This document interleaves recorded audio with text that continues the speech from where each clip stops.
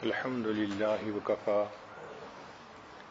وسلام على عباده الذين اصطفى أما بعد أعوذ بالله من الشيطان الرجيم بسم الله الرحمن الرحيم والكاظمين الغيظ والعافين عن الناس والله يحب المحسنين سبحان ربك رب العزة عما يصفون وسلام على المرسلين والحمد لله رب العالمين اللهم صل على سيدنا محمد وعلى آل سيدنا محمد وبارك وسلم۔ آج کی گفتگو کا عنوان ہے اینگر مینجمنٹ، غصے کو کنٹرول کیسے کیا جائے۔ یہ ایک ایسی کیفیت ہے کہ جس کی وجہ سے بہت سارے گھروں کی خوشیاں برباد ہو جاتی ہیں۔ کہیں بیوی میں غصہ زیادہ، کہیں خامن میں غصہ زیادہ۔ اس لیے اس بیماری کا علاج کرنا انتہائی ضروری ہے۔ اللہ رب العزت نے انسان کو احساسات عطا فرمائے ہیں، چنانچہ حالات کی وجہ سے اس کو خوشی بھی ہوتی ہے، غمی بھی ہوتی ہے۔ کبھی اس کو پیار بھی محسوس ہوتا ہے اور کبھی اس کو غصہ بھی محسوس ہوتا ہے۔ جب بھی کوئی ناگوار چیز دیکھے تو طبیعت میں غصے کا آنا ایک فطری عمل ہے۔ اللہ تعالیٰ نے انسان کو دو نعمتوں سے نوازا ہے، ایک شہوت، یہ بھی اللہ کی نعمت ہے، یہ فائدہ حاصل کرنے کے لیے عطا کی گئی ہے، اور ایک غصہ، یہ بھی اللہ کی نعمت ہے، یہ نقصان سے بچنے کے لیے عطا کیا گیا ہے۔ اس لیے انسان اپنے جان، مال، عزت، اس کی حفاظت کرتا ہے کہ اس کی طبیعت کے اندر غصہ آتا ہے۔ چنانچہ جس بندے کے اندر بالکل ہی غصہ نہ ہو، وہ انسان اپنی عزت آبرو کی بھی حفاظت نہیں کر سکتا۔ امام شافعی رحمۃ اللہ علیہ فرماتے تھے کہ جس بندے کو بالکل ہی غصہ نہ آئے وہ بندہ تو گدھے کی مانند ہے۔ اپنا ایمان بچانا، تربیت کرنا، اس کے لیے غصہ ضروری ہے، مگر غصے کی ایک حد ہونی چاہیے۔ کوئی بھی چیز جب حد سے بڑھ جاتی ہے تو نقصان دہ ہو جاتی ہے۔ یہ غصہ کیا ہے کہ ناگوار حالات کی وجہ سے انسان کے اندر ہارمون پیدا ہوتے ہیں، اور وہ ہارمون انسان کو فائٹ اور فلائٹ کنڈیشن میں لا دیتے ہیں۔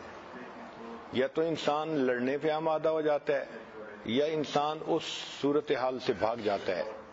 اس کو کہتے ہیں فائٹ اینڈ فلائٹ کنڈیشن۔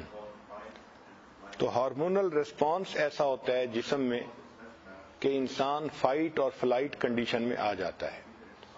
غصے میں جو آدمی آئے اس کا بلڈ پریشر بھی بڑھ جاتا ہے، اس کی شوگر بھی بڑھ جاتی ہے، اور اس کا خون اس کے ڈائجسٹو سسٹم کی بجائے اس کے دماغ کی طرف زیادہ جاتا ہے۔ اس لیے غصے میں انسان کا چہرہ سرخ ہو جاتا ہے۔ غصہ دو طریقے کا ہے، ایک وہ غصہ جس میں انسان انتقام لیتا ہے، یہ برا غصہ ہے، اور ایک وہ غصہ جو انسان کا شریعت کے مطابق ہے۔ مثلا اللہ کے حکم ٹوٹنے پہ غصے کا آنا، نبی علیہ الصلوۃ والسلام کی سنت مبارکہ کے چھوٹنے پہ غصے میں آنا، یہ اچھا غصہ ہے۔ مگر ایسا غصہ عام طور پر بہت تیز نہیں ہوتا، کم ہوتا ہے، جو کنٹرول کیا جا سکتا ہے۔ کوئی بندہ ایسا ہو کہ جی مجھے بالکل ہی غصہ نہیں آتا، تو وہ بندہ اس کا مطلب یہ کہ اپنی عزت و آبرو کی بھی حفاظت نہیں کر سکتا۔ اس لیے شاعر نے کہا، خدا کے فضل سے بیوی میاں دونوں مہذب ہیں، خدا کے فضل سے بیوی میاں دونوں مہذب ہیں، انہیں غصہ نہیں آتا انہیں غیرت نہیں آتی۔ خامند کو غیرت نہیں آتی اور بیوی کو غصہ نہیں آتا، ان کو کوئی مرد کچھ کہہ دے تو ایسا بندہ اپنی عزت آبرو کی بھی حفاظت نہیں کر سکتا۔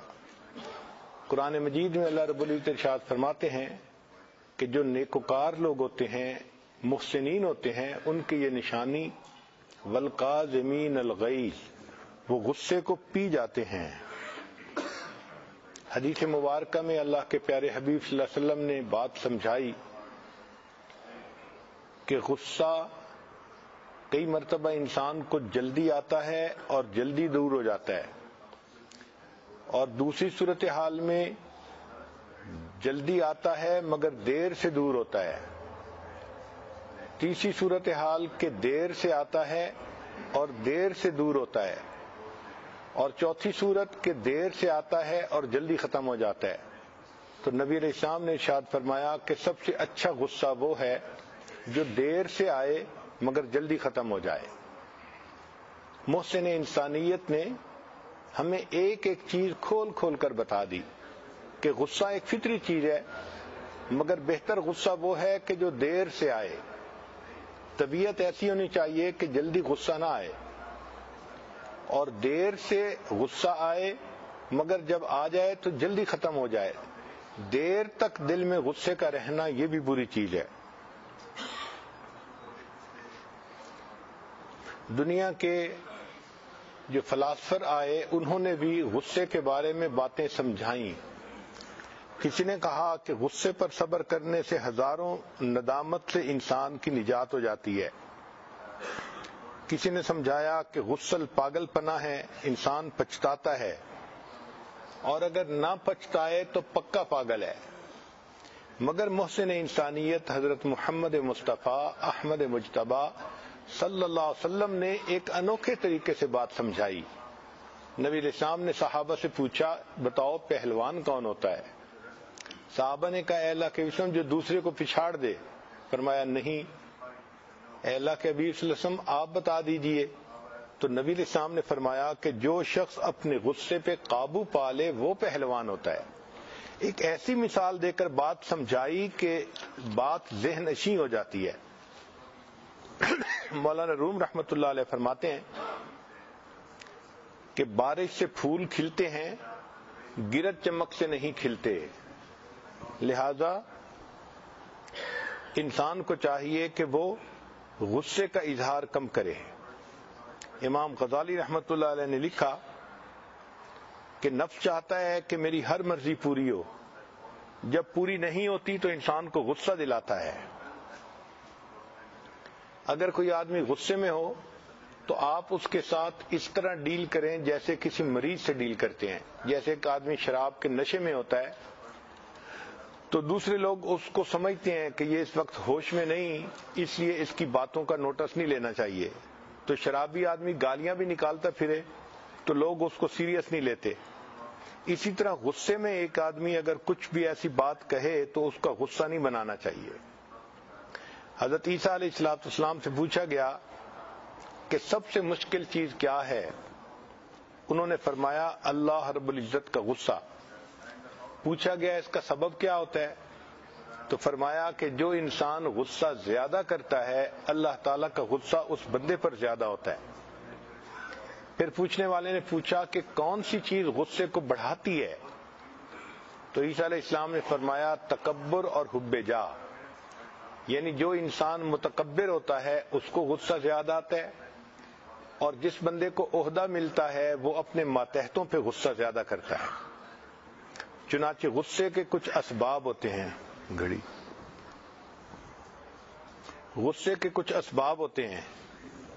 مثال کے طور پر جو انسان متکبر ہو اس کو غصہ زیادہ آتا ہے، جو کسی عہدے پہ فائز ہو وہ اپنے ماتحتوں پہ غصہ زیادہ کرتا ہے، یا اگر کوئی مذاق اڑائے تو غصہ زیادہ آتا ہے، اور اکثر و بیشتر اگر کوئی انسان دھوکہ دے تو غصہ زیادہ آتا ہے۔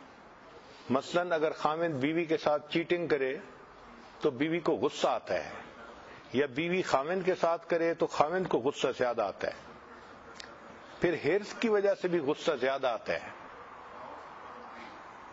اور جب انسان سے اس کا کوئی لوڈ ون ناراض ہو جائے اس وقت بھی غصہ زیادہ آتا ہے۔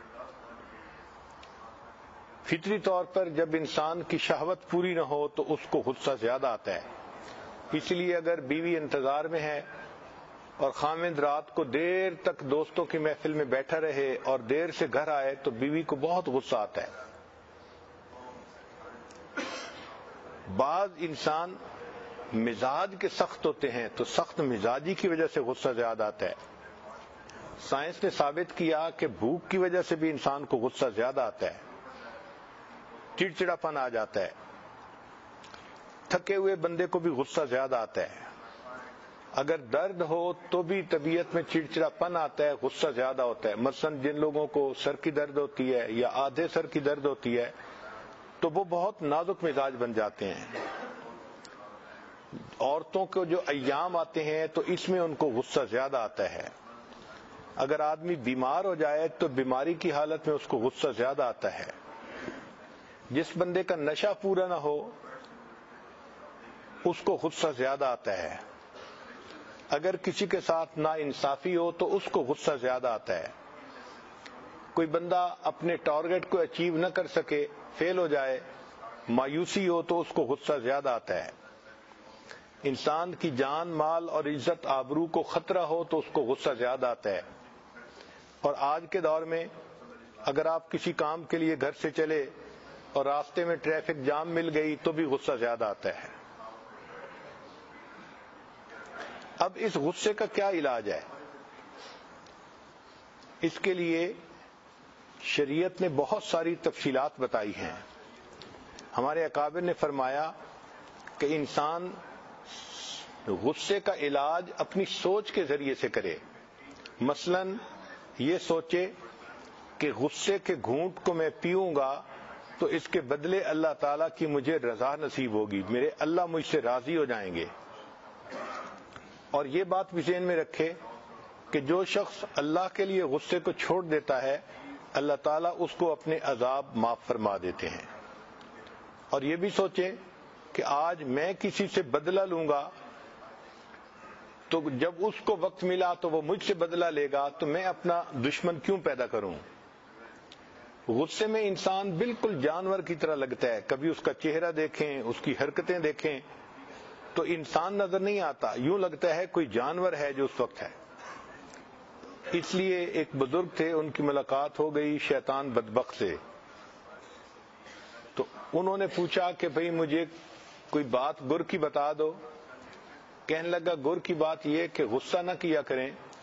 جو شخص غصے میں آ جاتا ہے میں اس کے ساتھ اس طرح کھیلتا ہوں جس طرح بچے گیند کے ساتھ کھیلتے ہیں, فٹ بال کے ساتھ کھیلتے ہیں.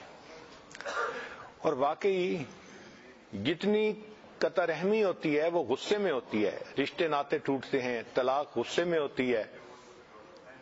اور